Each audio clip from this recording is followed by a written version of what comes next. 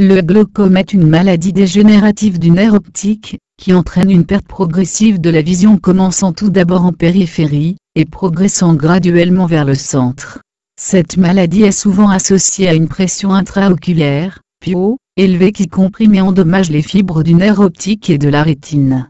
Dans d'autres cas, malgré une PO normale, une circulation sanguine inadéquate entraîne la mort, nécrose, des cellules du nerf optique et de la rétine. La perte de vision associée au glaucome est permanente et irréversible.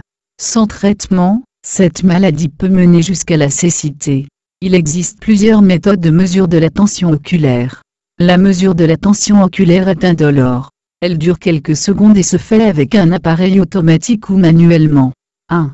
La méthode manuelle de mesure de la tension oculaire est très précise. Le patient ne doit donc ni cligner des paupières ni bouger pendant la mesure. On instille d'abord une goutte de collyre d'anesthésie puis une goutte de collyre fluorescent dans chaque œil. Certains collyres piquent les yeux et font pleurer pendant quelques secondes. Avec un éclairage de couleur bleue, on applique sur la surface de l'œil un petit dispositif en plastique de forme conique.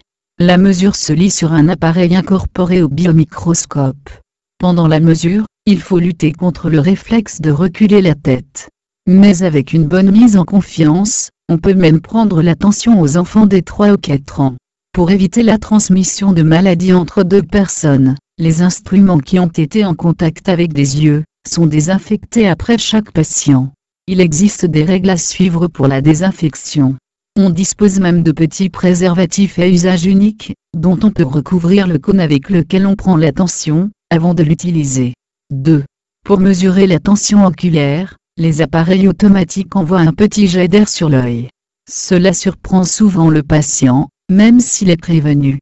L'avantage est qu'il n'est pas utile d'instiller des collyres avant la mesure, et qu'il n'y a pas de contact entre l'œil et l'appareil. Chez les personnes qui ont du mal à ne pas bouger, cette méthode peut être plus facile que la méthode manuelle. 3. Les appareils sont de plus en plus sophistiqués, et donc de plus en plus fiables. Mais quand le médecin a un doute, il vérifie le résultat par la méthode manuelle. D'autres méthodes sont utilisées plus rarement, par exemple lorsqu'il faut prendre la tension oculaire chez un patient au bloc opératoire ou chez un petit enfant.